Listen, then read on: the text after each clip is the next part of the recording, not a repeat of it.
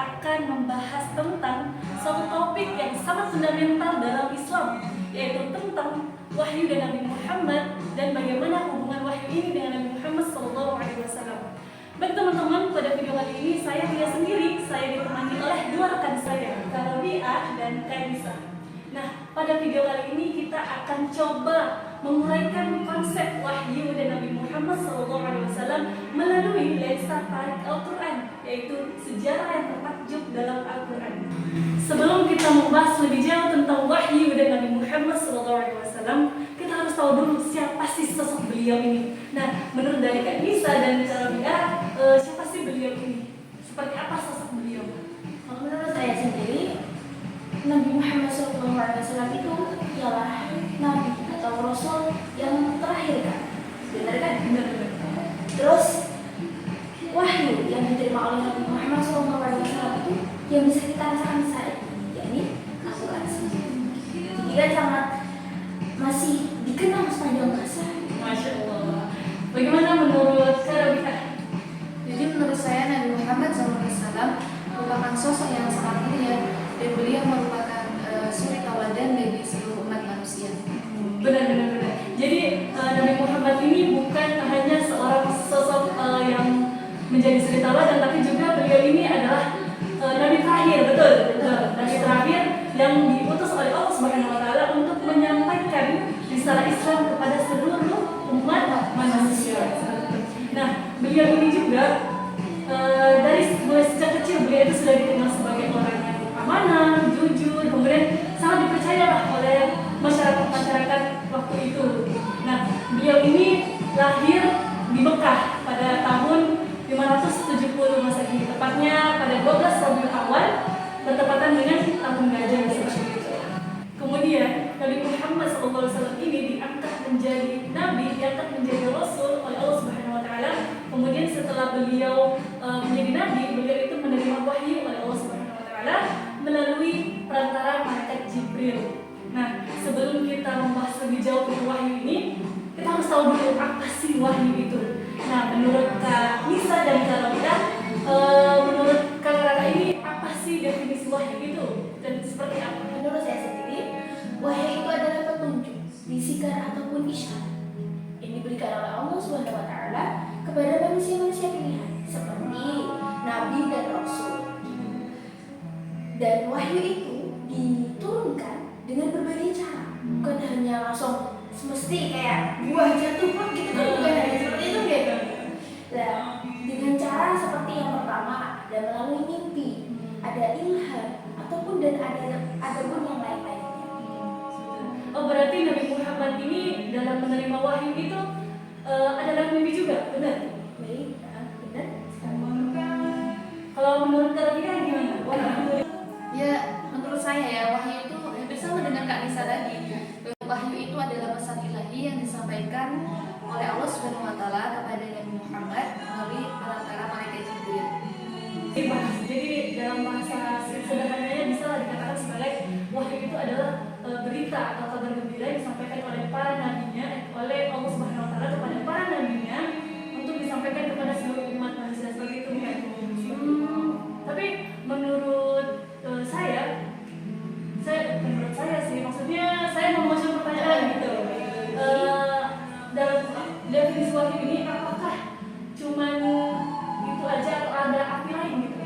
Jadi wahyu sendiri itu mempunyai banyak arti gitu ya. Nah, kakak di sini wahyu itu mempunyai banyak arti. Seperti contohnya wahyu itu sebagai ilham kan. Ilham sendiri dalam Quran surah Al-Qasas ayat 7 diceritakan bahwa seorang ibu Nabi Musa yang disuruh oleh Allah Subhanahu Wa Taala untuk menenggelamkan anaknya sendiri. Anaknya sendiri itu siapa? Nabi Musa alaihissalam. Menenggelamkan di mana? Di laut sendiri. Laut yang ibarat seperti kita rasakan saat ini, laut segitu luasnya ya. Segitu luasnya. Jadi bagaimana kita berpikir secara logika kalau anak ditenggelamkan di laut begitu saja sendirian, apalagi masih seorang bayi, apakah ibunya tidak khawatir ya? Tapi yang dilakukan oleh ibu Musa sendiri itu beliau tawakal. Jadi itu yang menunjukkan bahwa betapa tawakalnya ibu Nabi Musa kepada Allah Subhanahu wa Ta'ala. Yang kedua, perlindungan Allah terhadap orang-orang pilihan. Jadi di sana tadi disebutkan ya bahwa ketika beliau menenggelamkan anaknya sendiri, Allah Subhanahu wa Ta'ala menjanjikan kepada Nabi Musa, kepada ibu Nabi Musa bahwasanya dia diberikan janji bahwa anaknya kelak akan dikembalikan ketika masa depan. Beliau akan menjadikan anaknya seorang yang mulia. Jadi Nabi Musa juga akan diangkat sebagai rasul. Oh, jadi seperti itu ya Kak. Jadi bisa disimpulkan ya bahwa wahyu itu tidak hanya memiliki satu definisi, satu makna saja, tapi juga bisa dimaknai dengan kata ilham seperti itu ya. Oh, baik. Kemudian kita kita kembali ke awal tentang wahyu dan Nabi Muhammad SAW. Saya tuh bertanya-tanya gitu ya, gimana sih hubungan antara wahyu dan Nabi Muhammad SAW itu sendiri, dan bagaimana relasi antara keduanya seperti itu? Baik, menurut saya hubungan antara wahyu dan Nabi Muhammad merupakan hubungan yang sangat mendasar dan fundamental dalam agama Islam. Kan seperti yang kita tahu, wahyu itu merupakan pesan ilahi yang disampaikan oleh Allah Subhanahu wa Ta'ala kepada Nabi Muhammad SAW melalui malaikat Jibril. Dan di sini Nabi Muhammad itu di sini tuh wahyu itu sebagai landasan utama bagi Nabi Muhammad SAW dalam menjalankan tugas kenabiannya, yaitu menyampaikan pesan dari Allah Subhanahu wa Ta'ala kepada seluruh umat muslim di dunia, kepada seluruh umat manusia. Dan ini ada beberapa poin mengenai hubungan antara wahyu dan Nabi Muhammad SAW. Di antaranya yaitu pertama, wahyu sebagai sumber ajaran Islam. Jadi sumber ajaran Islam itu kan baik dari akidah, syariat maupun akhlak, itu kan bersumber dari wahyu yang diturunkan oleh Allah Subhanahu wa Ta'ala kepada Nabi Muhammad. Kemudian ibarat wahyu itu sebagai pedoman ya Kak? Iya, Al-Quran itu Al-Quran itu pedoman umat manusia, terutama umat Islam dalam segala aspek lah pokoknya. Itu dijadikan, itulah salah satunya dijadikan sebagai sumber hukum, sumber ajaran Islam, seperti itu. Baik. Kemudian Nabi Muhammad itu sebagai penerima dan penyampai wahyu. Dan dari sini itu Nabi Muhammad kan satu-satunya manusia yang menerima wahyu langsung dari Allah Subhanahu wa Ta'ala. Beliau menyampaikan wahyu kepada seluruh umat manusia di muka bumi ini. Jadi bisa dikatakan dalam menyampaikan kemudian menafsirkan ayat Al-Quran itu berarti dia itu bisa disebut sebagai pemufasir pertama gitu ya, dalam memahami kemudian menjelaskan isi Al-Quran itu kepada manusia seperti itu. Jadi Nabi Muhammad SAW itu memiliki peran yang sangat penting dalam memahami dan menafsirkan wahyu. Dan beliau itu memberikan penjelasan, contoh, dan penerapan dari setiap ayat Al-Quran kepada seluruh umat manusia dan diaplikasikan seluruh umat manusia dalam kehidupan sehari-hari. Kemudian selanjutnya yaitu wahyu sebagai pedoman hidup bagi umat manusia. Di sini wahyu itu dibawa oleh Nabi Muhammad sebagai pedoman hidup bagi manusia. Dan ajaran-ajaran yang terkandung dalam wahyu itu diterapkan diterapkan kehidupan sehari-hari gitu. Terus bagaimana seharusnya manusia itu beriman, kemudian beribadah, bermuamalah dalam kehidupan di dunia ini. Jadi bisa disimpulkan ya bahwa hubungan antara wahyu dan Nabi Muhammad itu sangat erat gitu ya, sangat satu kesatuan gitu. Karena pertama tadi sebagai sumber ajaran Islam, sumber ajaran Islam, kemudian Nabi Muhammad sebagai yang menyampaikan, kemudian perannya juga perannya Nabi Muhammad itu juga sangat penting dalam wahyu ini, dalam memahami dan menafsirkan wahyu. Oh, baik seperti itu.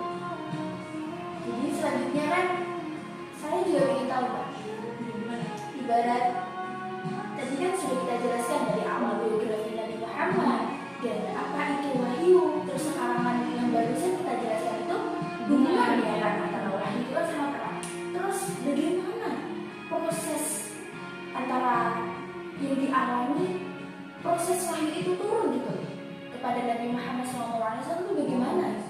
Apakah dia melalui gemerincing lonceng ataupun apa kan? Gitu loh, ada prosesnya mesti ya. Mari kita berbincang-bincang ya Pak Nahdi. Oh iya, jadi ada beberapa cara yang beliau itu dalam menerima wahyu. Yang pertama itu tadi sudah dijelaskan bahwa melalui mimpi, kemudian melalui pesan-pesan, dan juga melalui malaikat Jibril, yang dimana malaikat Jibril itu menjelma gitu kan ya, seperti itu. Kemudian ada juga dari suara yang kayak Gemerincing dan itu juga ada dia seperti itu. Lalu ketika disampaikan wahyunya itu baru malaikat Jibril mewujudkan aslinya. Iya. Setelah itu baru Nabi Muhammad merasa gemetar ya Mbak ya. Iya. Setelah itu ya Pak gemetar. Setelah itu langsung wahyu juga disampaikan Allah itu ada juga yang berada di langit. Nah itu ketika wahyu yang diterima ketika Nabi Muhammad melakukan Isra Mi'raj. Bukan diangkat ke langit ketujuh itu tepatnya di Sidratul Muntaha. Jadi ketika itu wahyu yang disampaikan itu tentang perintah sholat 5 waktu. Jadi disitulah Allah menurunkan perintah yang saat ini harus kita wajibkan, harus kita lakukan setiap hari ya kan, adalah sholat 5 waktu. Itulah wahyu yang diterima ketika berada di bumi. Dan itu si Isra Mi'raj, peristiwa Isra Mi'raj, yang dimana beliau itu mendapatkan wahyu langsung ya dari Allah. Iya. Oh baik, jadi dapat kita simpulkan ya dari pembahasan panjang kita tadi, dapat kita simpulkan bahwa antara wahyu dan Nabi Muhammad SAW ini ternyata memiliki hubungan yang sangat erat, yang dimana itu tuh satu kesatuan lah seperti itu yang tidak dapat dipisahkan lah istilahnya ya. Yang dimana Nabi Muhammad ini sebagai utusan oleh Allah Subhanahu Wa Taala, diutus untuk menyampaikan risalah-risalah Islam dan memberikan rahmat kepada seluruh umat manusia, dan juga melalui wahyu yang diterima oleh beliau untuk disampaikan kepada seluruh umat manusia. Baik, semoga apa yang kita bahas hari ini bisa bermanfaat untuk kita dan kita dapat ambillah hikmah dari penjelasan tentang kisah Nabi Muhammad SAW, dan semoga kita juga mendapatkan syafaatnya di yaumil akhir nanti. Amin. Mungkin cukup sekian video podcast kita kali ini. Mohon maaf jika ada kesalahan dalam pengucapan maupun